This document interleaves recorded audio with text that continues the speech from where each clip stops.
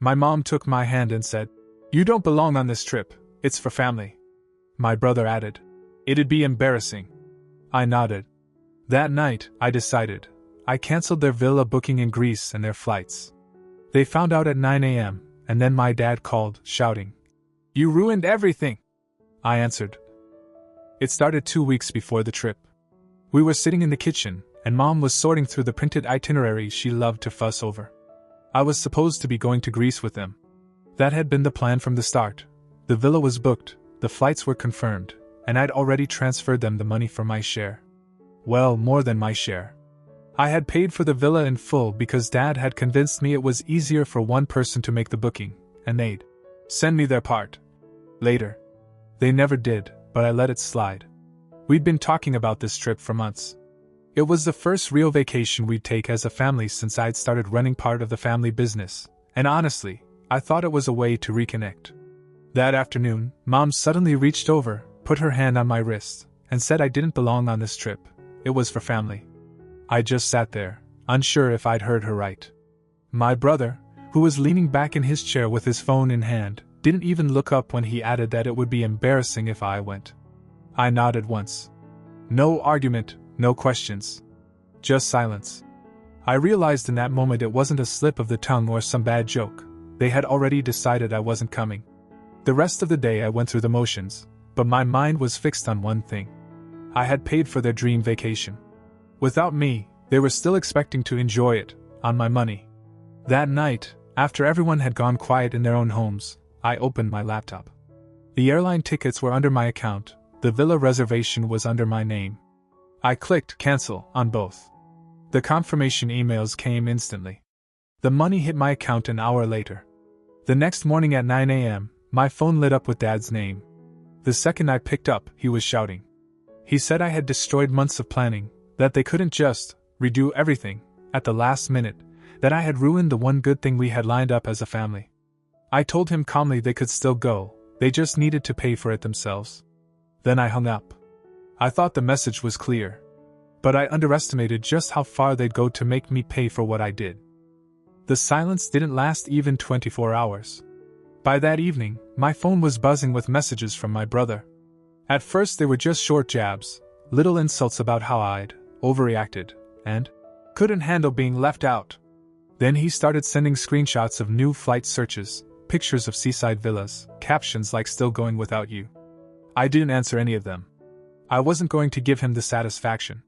2 days later, I got a call from one of our longtime suppliers at the family business. He sounded hesitant, like he was trying to find the right words. Finally, he said Dad had told him I wasn't handling orders for now, that I was taking some personal time. I told him that wasn't true. He didn't sound convinced. That got me thinking, so I called another supplier. Same story, they'd been told to deal only with my dad or my brother for the foreseeable future. When I tried to log into our ordering system later that day, my account wouldn't let me in. A message popped up saying my access had been temporarily suspended due to administrative changes. They weren't wasting time. This wasn't just about the trip anymore. They were moving on the business. 2 days after that, the real damage started. One of our oldest clients called and asked if it was true I'd been taking more money than my share of the profits. I'd never even been accused of that before. I didn't have to ask where he'd heard it. By the end of the week, 3 regular contracts had stopped returning my calls. Our office manager, who'd always been friendly with me, suddenly avoided eye contact when I stopped by. Mom and Dad ignored every text I sent. My brother posted a picture of the 3 of them at a restaurant, captioned "Family Night," with a little heart emoji. I'd been erased from my own family without them even bothering to hide it. It wasn't subtle anymore. They were trying to shut me out of the business I'd helped build, ruin my name with our clients, and make sure I felt like an outsider in my own life. I realized something that night. They'd already decided this was war. They were just hoping I wouldn't fight back. But they had forgotten one important thing: the business wasn't theirs alone. On paper, I owned just as much as they did. And I knew exactly where the cracks were. The trip was just the beginning. I didn't strike right away. The worst mistakes in business, and in revenge, come from acting too fast. I wanted them to believe they'd boxed me in, that I was licking my wounds while they enjoyed their little victory. So, for the first week, I played the part. I stayed quiet, didn't push back, didn't try to defend myself against their whispers. I let them have their smug family dinners, their staged photos, their public image of unity. All the while, I was making lists. The business was more complicated than they realized. We had contracts, partnerships, supplier agreements, property leases, and more than a few of them existed only because of me. On paper, I owned exactly 1/3 of everything, but in reality, a lot of the deals that kept us profitable lived and breathed because I was the one maintaining them. The first thread I pulled was a logistics contract we'd secured 2 years ago. It was worth 6 figures a year, and the client had only signed because they trusted me personally. My signature was on the deal. I met the owner for lunch and told him, with no bitterness in my voice, that I didn't want his company caught up in what was about to become a very ugly family matter. He understood immediately. By the end of the week, the contract was dissolved. Then I turned my attention to the property. Our second location was running on a lease that was up for renewal soon. What Dad and my brother forgot was that both our signatures were required to lock it in. I visited the landlord myself, explained that I wouldn't be agreeing to the renewal, and told him he should start looking for a new tenant. He didn't ask questions. Losing that location would cut a hole straight through our operations. But that wasn't enough. I wanted them to feel it socially, too. So I arranged quiet meetings with 2 of our oldest clients, people I'd known for years, who had trusted me since day one. Over coffee, I laid out exactly what had happened. I didn't dramatize it, didn't exaggerate. The truth, stripped of any sugarcoating, was enough.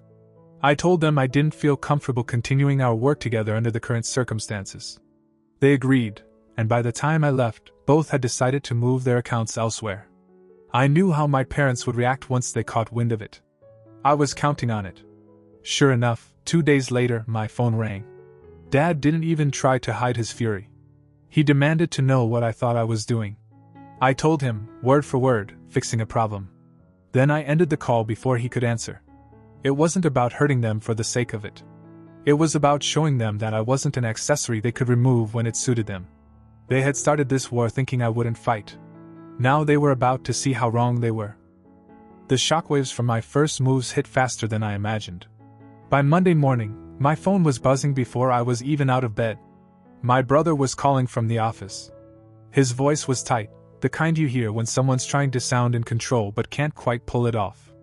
2 employees had quit that morning, no notice, no explanation. I knew both of them well. I trained them, mentored them. They didn't need to tell me why they'd walked out.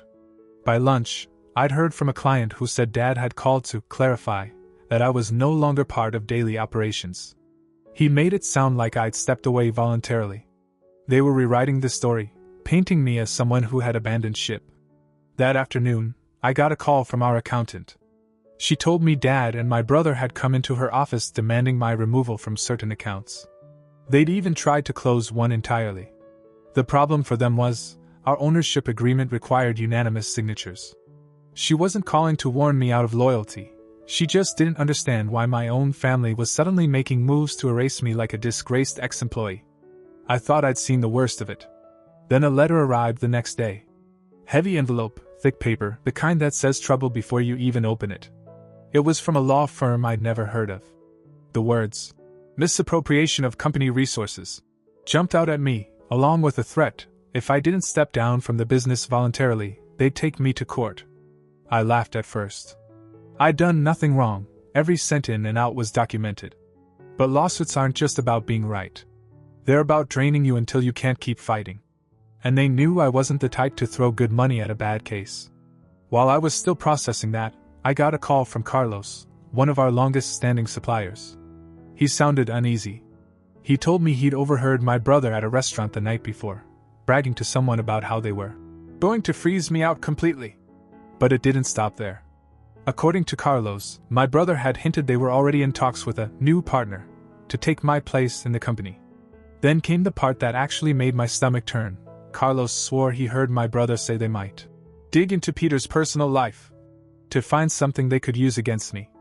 It was one thing to fight over the business. It was another to start plotting to ruin my life outside of it. That night I sat at my desk with the letter from the law firm in front of me and my phone on silent. I kept replaying that last detail from Carlos in my head. They'd crossed the line, and they weren't even pretending to hide it. So I made a choice. I wasn't going to play defense anymore. I was done with careful, strategic moves. If they wanted a fight with no limits, I'd show them what that actually looked like. The next thing I did wasn't just about business. It was about taking away something they valued far more, something they thought they had locked away where I couldn't touch it. I knew from the beginning that if I wanted to end this war on my terms, I couldn't just keep stripping away contracts and locations. That hurt them financially, but not enough. If I wanted to make them feel real fear, I had to go for the foundation, their ownership itself. So I went digging. I pulled out my old hard drive, opened archived emails, scanned through physical folders I'd kept in storage. Over the years, I'd quietly made copies of every major company document, not because I thought I'd ever use them, but because I never trusted my family's habit of forgetting important details when it suited them. Buried in those files, I found what I was looking for, the buyout agreement from 10 years ago when we removed our former partner. I remembered that time vaguely. I was young, still proving myself, and not involved in every meeting. But the paperwork told a different story. My parents hadn't paid for their share outright. They'd used a private loan from one of Dad's golf buddies, a man named Richard who ran a small investment group. The loan was secured against their share of the company, with the agreement that if they defaulted, ownership would transfer to the lender. My share was untouched. I'd paid my part in full. The brilliance of that arrangement for me now was that the loan terms included a clause allowing the lender to demand repayment early if he felt the business was at risk. And thanks to everything I'd already done, I could make a strong case that the business was exactly that. I called Richard. I didn't threaten, didn't push. I just told him, in calm, measured words, that things in the company were unraveling, that my parents were making decisions that could damage profitability, and that if he wanted to protect his investment, now was the time to act. He listened, asked a few questions, and then, almost casually, said, "You're telling me I should pull the plug now?" I told him yes. 3 days later, my parents were served with formal notice demanding the remainder of the loan be paid in full within 30 days. I didn't hear from them immediately. Instead, my brother showed up at my apartment in the middle of the night. No text first, no knocking, just pounding on my door until I opened it. He was pacing like he'd been running on caffeine and rage for hours. He accused me of messing with things I didn't understand, which was rich, considering I was the one who'd read every word of the loan agreement while he was out celebrating his promotion last year. When I told him I knew about the clause and that I'd been the one to make the call to Richard, he froze. He didn't even try to deny it. That was the moment it clicked for him. I wasn't playing to scare them. I was playing to win. The next week was a storm I watched from a distance. Mom called old friends, former colleagues, anyone with money, trying to find a way to cover the loan.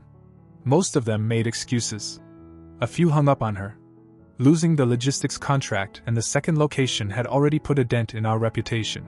This only made it worse. By Friday afternoon, I finally got the call from Dad. His voice was flat, almost drained. No shouting, no bluster.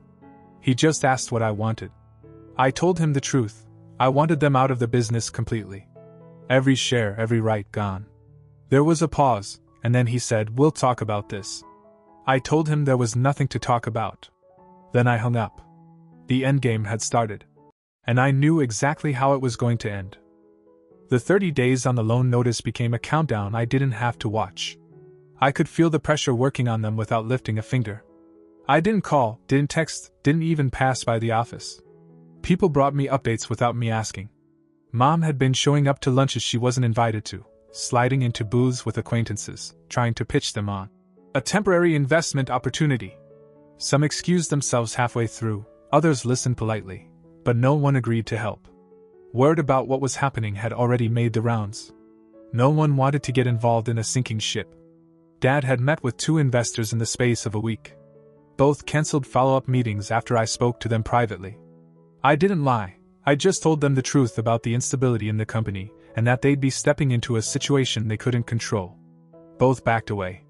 My brother, meanwhile, tried to act like it was all under control. He was overheard telling someone that they had a plan, and that I'd regret messing with the wrong people. But a few days later, one of our former employees spotted him sitting alone in a bar in the middle of the afternoon, nursing a drink like it was the only thing keeping him upright. On the 29th day, Richard called me. His voice was calm, almost entertained. He told me they hadn't paid a cent. The deadline was up tomorrow, and he would be taking their shares of the business as collateral, exactly as the loan contract allowed. I didn't even need to think. I told him the moment the transfer was official, I'd buy the shares outright. He laughed and said he'd already had the paperwork drawn up. 3 weeks later, I was sitting in a conference room with a folder of documents in front of me. I signed each page without hesitation.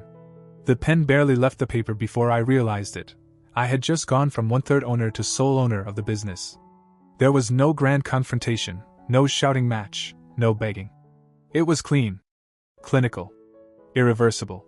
The first thing I did as sole owner was change the locks on every company property. I had security instructed to turn away anyone not on the approved list, and that list didn't include my parents or my brother. The second thing I did was send them an official notice through the company's attorney. It was short, professional, and cold. They were no longer permitted on company premises, nor to conduct business in its name. At the bottom was my signature, neat and final. After that, nothing. No phone calls. No texts. No angry outbursts. Not even an attempt to plead. It was as if we'd been strangers all along, just people who happened to share a last name once. The business recovered faster than I expected. Clients who had walked away returned. Others signed on, curious about the change in leadership. For the first time in years, I could run things without worrying about someone undercutting me from the inside. Months later, I passed by the old family restaurant we used to visit on Sunday nights. Through the window, I saw them, Mom, Dad, and my brother, sitting at a corner table. No smiles. No conversation. Just 3 people quietly pushing food around their plates, looking like they were somewhere else entirely. I stood there for a few seconds watching them. I didn't feel the rush of victory I thought I would. I didn't feel guilt either. I just turned away and kept walking. We haven't spoken since. And I'm certain we never will. First update. 6 weeks after everything ended, the silence had settled into something I could live with. My parents and brother were ghosts to me now. No calls, no texts, no messages through friends. I ran the business without looking over my shoulder, the way I'd always wanted. Clients were coming back, the books were healthy, and I was starting to believe that chapter was closed for good. Then, one Tuesday morning, my office manager walked into my office holding a bundle of envelopes. She frowned as she set them on my desk. No return addresses, no company logos, all of them hand-delivered. She said the receptionist swore no one had seen who dropped them off. The first envelope I opened was from the county zoning office. It said they'd received multiple complaints about our main warehouse, claims of excessive noise, traffic congestion, and even improper waste disposal. In 10 years of operating there, we never had a single complaint. I didn't need to guess who was behind it. The second envelope made my stomach tighten. It was a notice from the Department of Labor. An anonymous report had accused the company of underpaying staff, manipulating hours, and falsifying payroll records. I knew it was baseless, but I also knew government investigations don't care if the claims are false. They dig, and while they dig, business slows. I opened the third envelope expecting more bureaucratic nonsense. Instead, there was only one sheet of paper. In the center, one sentence was typed in bold: "You didn't win. This isn't over." The envelope itself gave them away. The handwriting of my name across the front was my brother's. I leaned back in my chair, letting that sink in. It wasn't enough for them to lose. They wanted to make me feel hunted, even now. That afternoon, my attorney called with more bad news. Several of our biggest clients had been contacted anonymously. The caller claimed I was under federal investigation for fraud, and that my ownership of the company was in question. 2 contracts had already been put on hold pending clarification. It was obvious now, they'd shifted their attack. They couldn't touch the business legally anymore, so they were going to strangle it from the outside, client by client, regulator by regulator, rumor by rumor. I'd spent months tearing down their influence from within. Now they were forcing me into a fight on a bigger stage, one that would get messy, public, and personal. If they wanted to go there, I'd take it further. And this time, I wasn't just going to protect the business. I was going to burn whatever was left of their reputation until there was nothing for them to hide behind. Second update. I'd learned one thing from all this: if you let people throw mud at you without hitting back, they start to believe their own lies. They wanted to play the rumor game. Fine. But I wasn't coming back with whispers. I was going to drown them in truth. Step 1 was paper. I went through the files I'd kept over the years, not just business records, but personal ones. Copies of tax filings, old receipts, credit card statements I'd once been asked to help organize. At the time, I hadn't cared enough to do more than shove them into a folder. Now, looking at them with fresh eyes, I saw patterns everywhere. There were entire family vacations billed as client retreats on the company account. Thousands in clothing purchases listed as uniform expenses. My brother's sports car, the one with custom rims and a vanity plate, registered under the business fleet, even though he'd never driven it to a single meeting. And my parents had been using one of our rental properties for corporate housing, when it was, in reality, a beachfront getaway they visited twice a month. I didn't need to invent anything. I just needed to give the right people a reason to look. So I sent an anonymous packet to both the IRS and the state tax authority, neatly organized, with dates, amounts, and documentation to back it all up. I didn't sign my name. I didn't have to. The paper trail spoke for itself. Step 2 was the public front. I reached out to a reporter from the local business journal, someone I'd once helped with a story about supply chain issues. I didn't reveal who I was, I just told him I had information on a well-known family business, with questionable financial practices and a history of cutting out key partners. I dropped enough verifiable facts to keep him interested and gave him a few leads to chase. 4 days later, the first article went live. No names were printed, but anyone in our city who followed local business news knew exactly who it was about. My phone lit up with messages from old acquaintances, not to ask if it was true, but to say they'd suspected it for years. Step 3 was personal. I called 2 of my dad's closest golf buddies, men he'd known since before I was born. I played dumb, saying I'd heard rumors about zoning complaints and a Department of Labor investigation, and wondered if they knew anything. They didn't, but by the tone of their voices, I knew they'd be asking questions before the week was out. My parents cared more about their social standing in that circle than almost anything else. Those whispers would cut deep. By the end of the week, I'd heard from 3 different people that my parents were laying low and avoiding the club for a while. My brother, on the other hand, wasn't laying low at all. He'd left a ranting voicemail, calling me every name he could think of and swearing I'd regret destroying the family. I deleted it without saving. They'd wanted a war. Now they had won, only I was fighting on every front at once, and they didn't know where the next hit was coming from. What I was planning next wasn't just about money or reputation. It was about cutting them off from every safety net they'd ever relied on. And once that was gone, they'd have nothing left.